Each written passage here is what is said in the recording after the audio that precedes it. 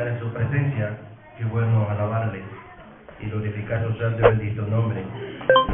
Pueden ir buscando en su Biblia en Romanos capítulo 5, de verso 6 y verso 8, que vamos a leer. Pero dice el apóstol Pablo en esta carta escrita a los romanos,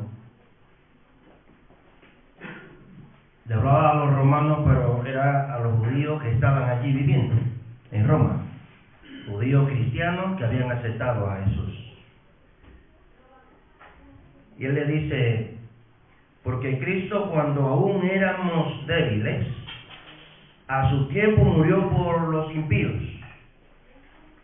mas Dios muestra su amor para con nosotros, en que siendo aún pecadores, Cristo murió por nosotros.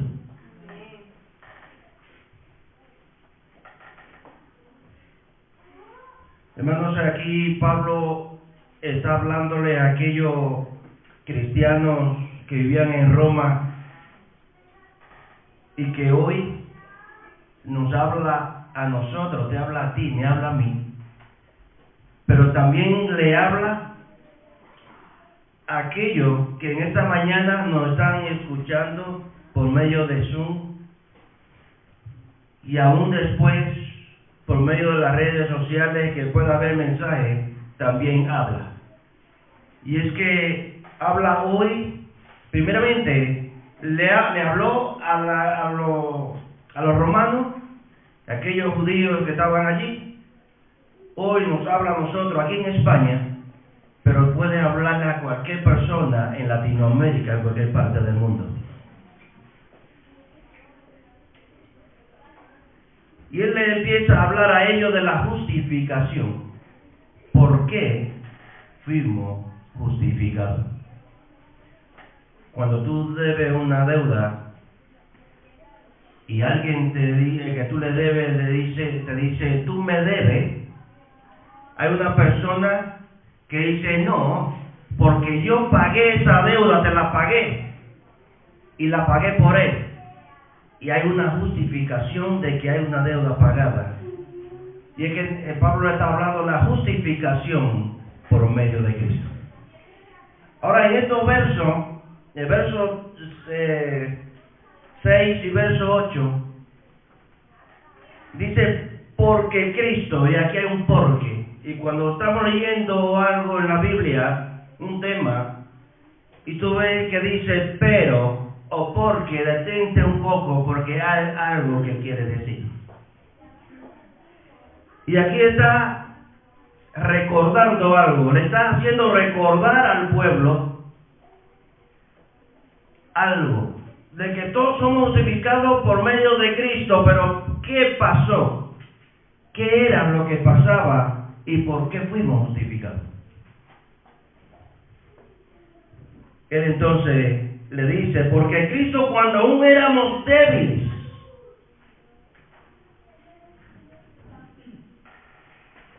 a su tiempo murió por los impíos, murió por los pecadores.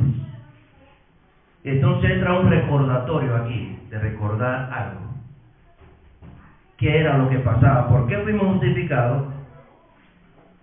¿Por qué Jesús entonces vino a morir en la cruz de Calvario?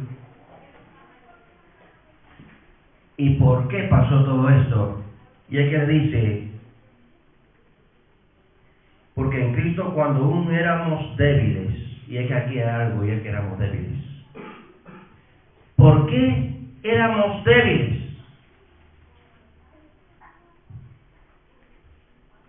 Éramos impíos, pecadores,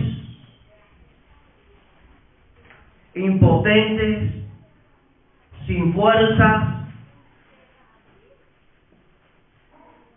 incapaces de salvarnos a nosotros mismos. Era lo que sucedía. No podíamos hacer eso nosotros mismos. Éramos débiles. No había un justo que muriera por los injustos. Estábamos sin Dios, sin fe, sin esperanza, apartados en un mundo lleno de maldad, Y Pablo le dice aquí,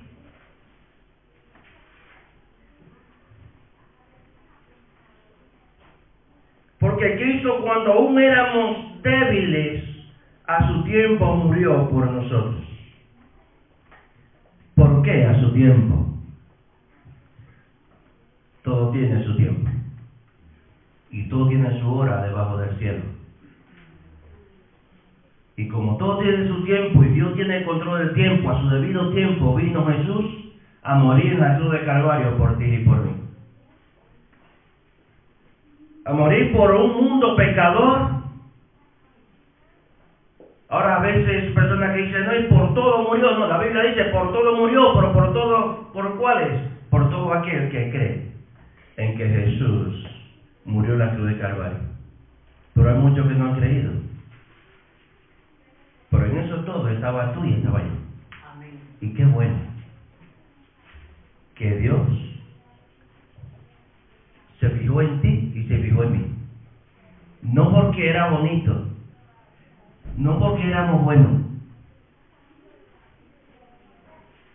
sino porque tuvo misericordia y nos sacó de la tiniebla a su luz admirable.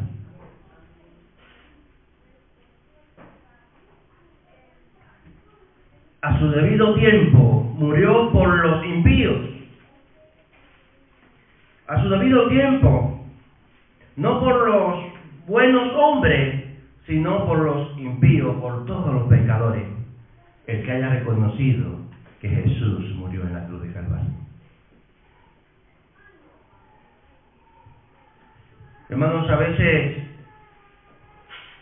una persona, por considerarse buena, se cree que ya con eso tiene para obtener la salvación. Y Jesús no vino a morir por los buenos, vino a morir por toda una humanidad que estaba perdida sin Dios y fe, sin esperanza. El verso 7 dice, ciertamente apenas morirá algunos por un justo, con todo pudiera ser que alguno osara morir por el bueno. Podía ser que uno se levantara y osara morir por los buenos nada más, pero que Jesús no murió solamente por lo bueno, también murió por todo, también por lo malo, por aquel que está encarcelado, por el asesino, por el violador, por el drogadicto, por el que está metido en los vicios. Jesús murió por todos aquellos, pero hay un espacio aquí de gracia, y es que Dios tiene misericordia, y es que Dios quiere que todos procedan al arrepentimiento y reconozcan que solamente hay salvación por medio de Jesús en la cruz de Calvario. Solamente el hombre puede ser salvo yendo a Jesús. No hay otro camino, no hay otro medio. No es porque sea bueno, no es porque dé limosnas, no es porque haga obra de caridad. Nada de esto me lleva a mí a la salvación. Me lleva a la salvación creyendo en que Jesús derramó su sangre en la cruz de Calvario y confesando mi pecado.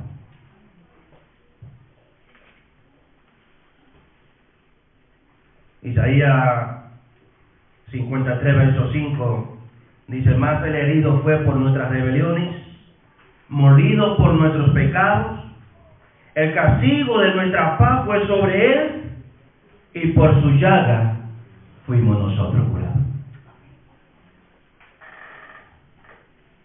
Eso era lo que pasaba.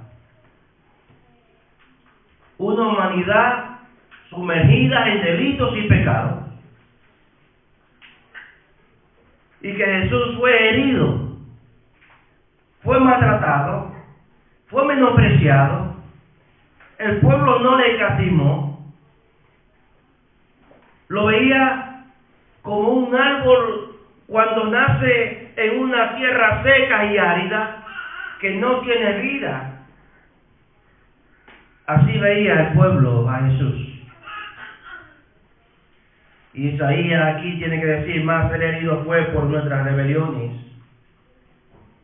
molido por nuestros pecados. El castigo de nuestra paz fue sobre él y por su llaga fuimos nosotros curados. Déjame decirte, hermano, que la paz que tú y yo tenemos hoy, la paz que tú y yo tenemos en el corazón hoy, de haber recibido a Cristo en nuestros corazones, la paz que tú y yo tenemos hoy, nos la dio Jesús llevando el castigo que nos pertenecía. El castigo que nos pertenecía a nosotros por causa del pecado y la desobediencia que veníamos acarreando por medio de Adán y Eva allí en el huerto del Edén, por cuanto ese pecado fue a toda la humanidad. En una ocasión decía un señor con el tema del virus, dice, este virus se parece al pecado. Empezó por un hombre en el huerto y de ahí se expandió a toda la humanidad. Y este virus empezó por un hombre y se expandió a la humanidad entera. Este virus es como el pecado. Déjame decirte que ese pecado se convirtió en un virus que traspasó toda la humanidad y todos nos contaminamos por causa de aquella desobediencia. Y a veces se puede preguntar, ¿qué es el pecado? ¿Qué es el pecado? Y el pecado no es más que la transgresión de una ley conocida. Pecado no es más que la transgresión de una ley conocida. Si la ley del Código Penal en la tierra dice que pasar un semáforo en rojo te cuesta a ti 300 euros y 3 puntos, y tú lo pasas en rojo sabiéndolo, después no te quejes cuando te llegue la multa por una transgresión conocida. Pero la pregunta es, ¿cuántos semáforos nos hemos pasado tú y yo en rojo en la ley de Dios? ¿Cuántos semáforos nos hemos pasado en rojo? Y Dios siempre tiene misericordia de ti y de mí. ¿Sabes por qué? Porque Él te ve justo. Y Pablo empieza hablando de ello, de la justificación. Dios te ve a ti justo. Dios te ve a ti santo. ¿Sabes por qué? Porque te ve cubierto con la sangre de Cristo. Amén. Y aquella sangre que Jesús derramó en la cruz de Calvario, hermano, esto no lo hizo o no lo está haciendo todos los años. A veces se celebra todos los años Semana Santa. Un año cae en marzo, otro año cae en abril, 2 o 3 años consecutivos como estos años han caído siempre en abril. Tienen una explicación, porque se hace con el sistema lunar. Si tú no lo sabías, Semana Santa la estamos celebrando siempre por el sistema lunar, porque empieza con el equinoccio de primavera el 21 de marzo, y la primera luna llena después del 21 de marzo, si cae en ese mes de marzo, Semana Santa es ahí. Pero si la primera luna llena cae en abril, entonces se celebra allí. ¿Por qué se hizo esto? Se hizo en los años 620 y tanto porque no quería que coincidiera la Pascua cristiana con la Pascua judía, solamente y nada más. Pero hay un tema que es fijo, que es la Pascua judía, que era el 14 de abril y se celebra el 14 de abril. Y esa Pascua, si la lee en el libro de Éxodo, allí la va a encontrar con los primogénitos, fue la última plaga de los primogénitos, que pasó el ángel con la sangre del cordero y marcaba los dinteles de la casa, y esa sangre, cuando el ángel de la muerte pasaba, si estaba marcada, no moría ninguno, pero si no estaba marcada, morían. Y allí estaba el lloro y el grito de los primogénitos de los egipcios. Y el pueblo entonces salió, y después de esa Pascua, 50 días después, la celebraron en el desierto. Y las Pascuas significa pasar por alto. Eso es lo que significa la palabra Pascua, pasar por alto. Ahora, decía este pequeño hincapié para que podamos entender de que Jesús no lo está haciendo todos los años, ni un mes sí, ni un mes no, sino que lo hizo una sola vez y para siempre. Para que tú y yo nos acerquemos a Él con tal libertad y con tal franqueza de que podemos alabar y glorificarle. Entonces yo no tengo que esperar a que llegue una Semana Santa para consagrarme a Dios. No tengo que esperar una luna llena para consagrarme a Dios, sino que todos los días es un motivo para mí de grande gozo de celebrar la muerte de Jesús en la cruz de Calvario. Hermano, Dios te ve justo y Dios te ve santo, pero no porque tú seas bonito, ni porque yo sea alto. Te ve puro, te ve santo, te ve apartado, porque te ve cubierto con aquella sangre de Jesús derramada en la cruz de Calvario. Romanos 5:1 dice: justificado pues por la fe, tenemos paz para con Dios por medio de nuestro Señor Jesucristo. Esta palabra paz quiere decir que había una guerra. Y es lo que Pablo está recordándole allí al pueblo, y hoy nos le recuerda a nosotros. Había una guerra, había una enemistad entre Dios y el hombre, y esa enemistad se llamaba pecado. Y por causa de la desobediencia había una enemistad entre Dios y el hombre, y no había alguien que pudiera reconciliarnos con Dios. Solamente Jesús. Cuando Dios dice: ¿a quién enviaré? Y Él dice: envíame a mí. Solamente hubo uno, y se llama Jesús. Y este es el puente, la canción que cantábamos, la cruz, es el puente que nos une. Aquel sacrificio que Jesús hizo en la cruz de Calvario es el puente que nos une. Y ya cesó la guerra entre Dios y el hombre. Ya tenemos paz para con Dios por medio de ¿quién? De Jesucristo. Ahora, hermanos, no tenemos que acudir a un sacerdote, no tenemos que acudir a un hombre, no tenemos que acudir a una imagen, ni tampoco poner a un animal por delante.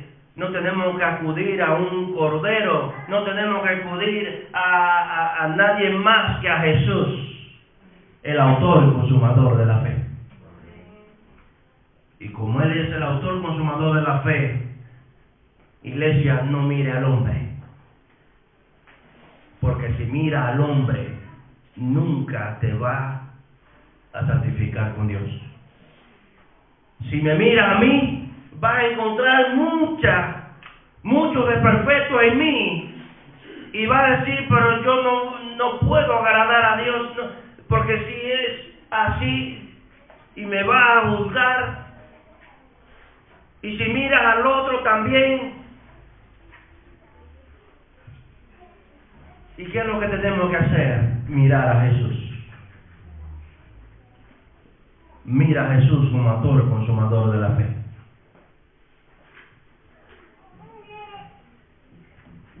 Hermanos, a veces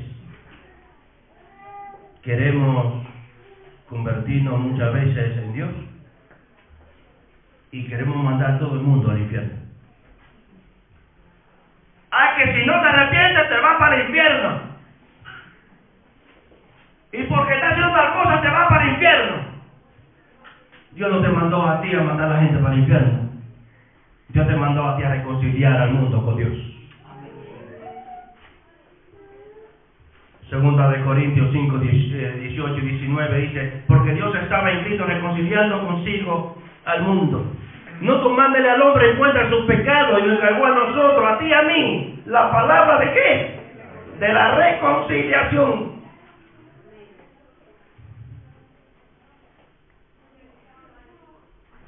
El verso 18 dice: todo esto proviene de Dios, quien nos reconcilió consigo mismo por Cristo y nos dio el ministerio de la reconciliación. Esto es un ministerio, hermano, esto no es nuevo. Dios no solo se lo encargó a Abel, se lo encargó a Adán, me lo encargó a mí, se lo encargó a toda la humanidad que haya creído en Jesús, se lo encargó a ti también. Tú tienes un ministerio en tu mano. Y en tu mano está si la persona se salva o no se pierde. Pero no lo mande para el infierno, reconcílialo con Cristo. Todo esto proviene de Dios y nos dejó a nosotros la palabra de reconciliación. El verso 19, David, así: que Dios estaba en Cristo reconciliando consigo al mundo, no tomándoles en cuenta a los hombres sus pecados, y nos encargó a nosotros la palabra de la reconciliación. Esta palabra que Dios aquí dice, no tomándole en cuenta al hombre su pecado, no es que Dios pasa por alto lo que hace, sino que en ese momento de que el hombre ya es pecador, no le está juzgando por lo que ha hecho, sino que lo reconcilia con él. Aquella mujer que tenía 6 maridos, la mujer samaritana, cuando Jesús llega allí, no le acusa, le dice: tú te vas para el infierno porque tienes 5 maridos y aún el que tienes no es tuyo. Es lo que le dice: si tú bebieras de esa agua que yo te doy, esas aguas manaría para la vida eterna. Y le hace entender a ella el pecado que había. Y ella se reconcilió con Jesús y fue y predicó allí a los de Samaria. Y todos vinieron y se reconciliaron con Dios, porque eso es lo que Dios hace. Aquella mujer que estaba y fue sorprendida en el acto de adulterio, y la trajeron a Jesús, y Jesús no le dice: tú eres una adúltera, te vas para el infierno. Jesús le mira a lo que la llevaron y le dice: que usted esté libre de pecado, que tire la primera piedra. Y toditos se quedaron mirando y se fueron marchando, y cuando Jesús levanta la cabeza, que estaba escribiendo en el suelo, la Biblia no registra qué era lo que escribía. Podía ser los nombres de cada persona de la que la llevaron. Podía ser, pero no lo registra la Biblia, yo no puedo afirmarlo. Pero una cosa sí es que Jesús se levanta y le dice a la mujer: ¿dónde están los que te acusan? Y ella le dice: no están, Señor. Y Jesús le dice: yo tampoco te condeno, ve en paz y no peques más. Y Dios nos encargó a nosotros la palabra de la reconciliación.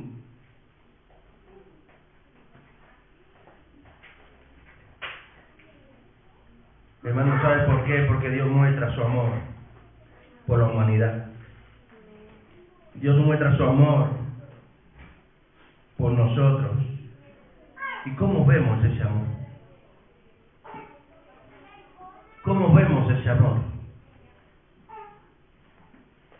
Los discípulos caminaban con Jesús y pudieron verlo. El pueblo que caminaba y vio a Jesús, y aquellos 5,000 que comieron de su mano pudieron verlo. Aquellos 4,000 que comieron de su mano pudieron verlo. Aquellos 120 que estaban adorando cuando Jesús fue resucitado también pudieron verlo. Pudieron ver ese amor. Y ahora, ¿qué es lo que somos tú y yo? Tenemos un privilegio que no le vimos, pero sí le aceptamos. Y que hoy Él vive en tu corazón y en mi corazón. Pero ¿cómo vemos ese amor? En Romanos 5:8 dice: mas Dios muestra su amor para con nosotros, en que siendo aún pecadores, ¿qué pasó aquí?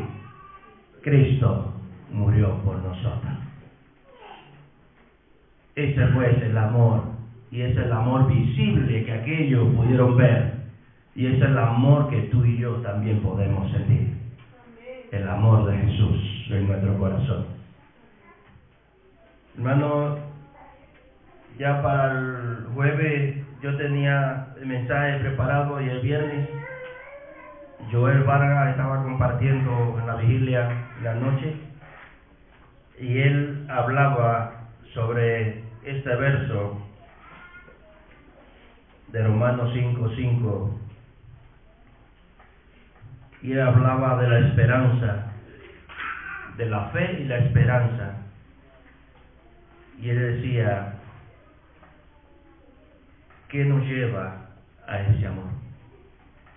Porque Pablo dice que permanezca la fe, la esperanza y el amor, sobre todo el amor. Pero ¿qué nos lleva a nosotros a ese amor?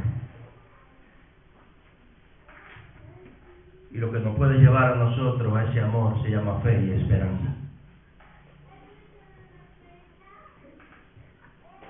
Fe y esperanza. En el libro de los Hebreos, capítulo 11, dice: es pues la fe, la certeza de lo que se espera, y la convicción de lo que no se ve. Y yo no sé si tú estás plenamente convencido en que aún no viste a Jesús, pero Él es real, y que Él murió en la cruz de Calvario y derramó su sangre por ti y por mí. Pero hay una esperanza, y esa esperanza no avergüenza. Esa esperanza no avergüenza. Dice el libro de los Romanos 5:5: y la esperanza no avergüenza, porque el amor de Dios ha sido derramado en nuestros corazones por el Espíritu Santo que nos fue dado. No me puede avergonzar el tener una esperanza de que Cristo Jesús preparó morada en el cielo para ti y para mí. Y esa esperanza no me puede avergonzar. Es una esperanza que el mundo no me la puede quitar, porque hay una fe por encima que me hace creer que es así, que Él preparó lugar para ti y para mí. Y esa esperanza no nos avergüenza, nos mantiene firme, creyendo siempre en Jesús. Y me pondrán una pistola en la cabeza: niega a Jesús. No, porque hay una esperanza en mí que voy a verle tal y como Él es. Porque hay una esperanza en mí que no me deja avergonzar. Hay una esperanza en mí que no me deja avergonzar del Evangelio. Una esperanza en mí que no me deja avergonzar de lo demás, de decirle: Jesús es la solución. Una esperanza que no me deja avergonzar de decirle al mundo: Jesús fue resucitado y hoy vive y reina por los siglos de los siglos. Una esperanza que no nos avergüenza, sino que nos mantiene firme creyendo en Jesús.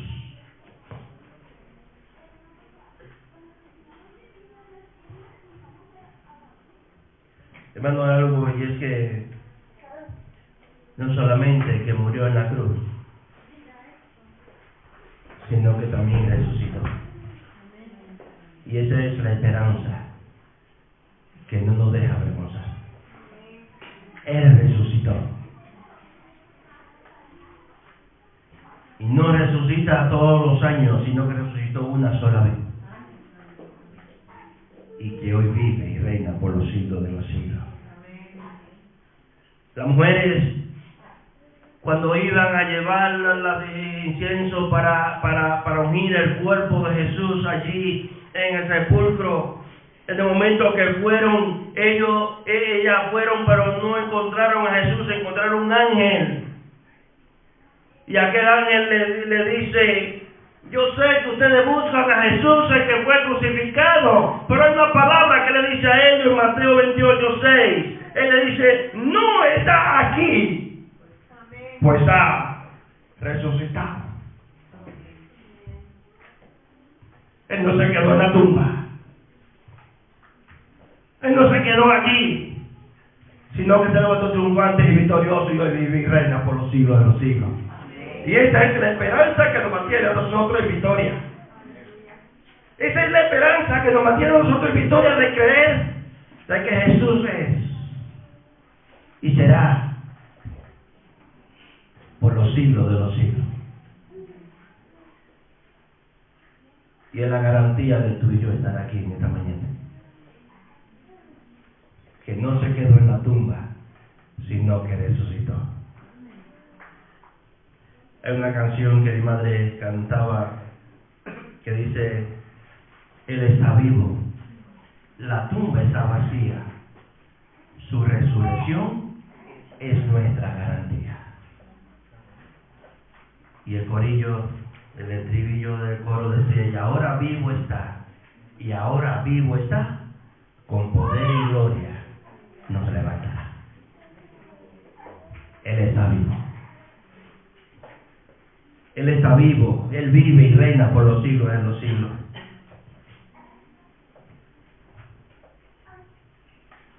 El verso 7 de Mateo 28, Él le dice entonces a las mujeres: id pronto y decía a sus discípulos que ha resucitado de los muertos. Esto es una gran nueva de gran gozo. Es una nueva de gran gozo, de que ellas iban a decirle a sus discípulos que ha resucitado de los muertos. Y el ángel le dijo eso: e id pronto y decía a sus discípulos que ha resucitado. Y eso es lo que tú y yo tenemos que hacer. Y pronto. A la humanidad que se pierde sin Dios y fe, sin esperanza, y decirle: Jesús ha resucitado de los muertos y Él te da vida. Jesús ha resucitado de los muertos y Él vive y reina por los siglos de los siglos. Jesús resucitó y obtuvo la victoria y también nos da la victoria. Y eso es lo que tenemos que decirle a la humanidad: Jesús es la solución para tu problema. Jesús es la solución para el problema del alcohol. Jesús es la solución para el problema de la droga. Jesús es la solución para la depresión. Jesús es la solución para la soledad. Jesús es la solución porque Él es el que da paz. Y cuando digan ¿por qué? Porque Jesús resucitó de los muertos, no se quedó en la tumba, sino que se levantó triunfante y victorioso. Es aquí lo que tú y yo tenemos que mantenernos firmes, en esa esperanza que Jesús fue resucitado. Y no importa la tormenta, no importa la marea, no importa lo que venga, no importa lo que el mundo diga, no importa cómo te acusen, es que tenemos que mantenernos siempre firmes en esa esperanza de que Jesús fue resucitado. Y de ahí que no te mueva nadie, Jesús resucitó.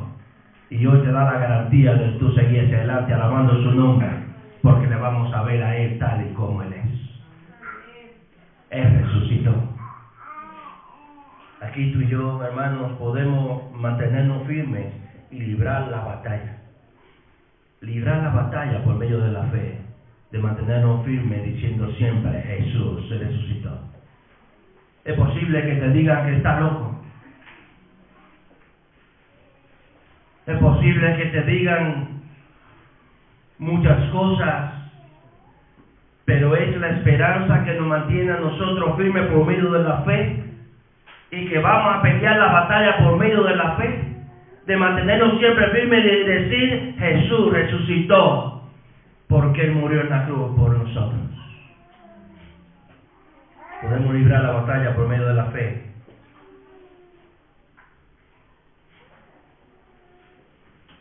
Hermanos,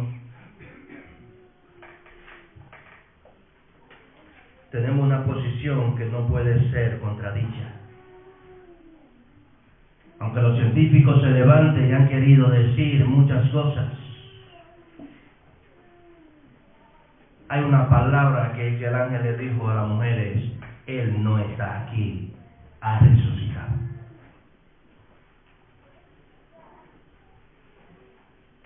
Y esta palabra no puede ser contradicha. Y por más que los científicos quieran investigar, hay una esperanza que nos mantiene firme: Jesús se resucitó. El hombre la puede negar, pero no podrá ser refutada, no podrá ser impugnada, no podrán ponerle pretexto, pero jamás podrán buscar una claridad de negación, porque una verdad no puede ser jamás escondida. Yo siempre digo, y a mis hijos también les decía: la verdad es redonda, y por donde quiera que tú la digas, es una pelota que va a ir diciendo verdad, verdad, verdad, y por donde quiera que la gire, va a decir verdad. Y Jesús es una verdad que jamás podrá ser refutada, jamás podrá ser impugnada, jamás podrá ser negada. Jesús se resucitó y Él vive en tu vida y en mi vida. Que Dios te bendiga, que Dios te guarde, iglesia. Y permite, Señor, que haya una esperanza, esa esperanza que nos mantenga firme a nosotros, que nos mantenga a nosotros despiertos, de siempre estar pendiente en saber de que Jesús murió, pero que también resucitó. Y esa es la garantía de tú y yo estar aquí hoy, alabando y glorificando su nombre. Él ha resucitado. Que Dios te bendiga y que Dios te bendiga.